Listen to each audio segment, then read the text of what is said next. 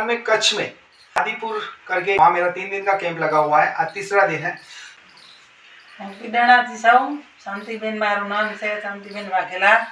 मैंने 5 साल थी पगनी तकलीफ थी। साहेबे डॉक्टरे ऑपरेशन નું કીધું તો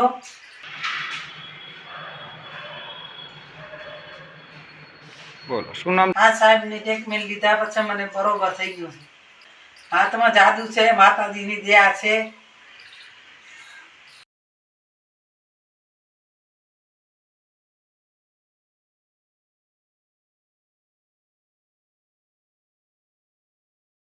इनका घुटने का ऑपरेशन कराने के लिए एडवाइस की गई थी। 5 साल से बहुत ही तकलीफ में थे, तो बहुत सारे इलाज भी कराए।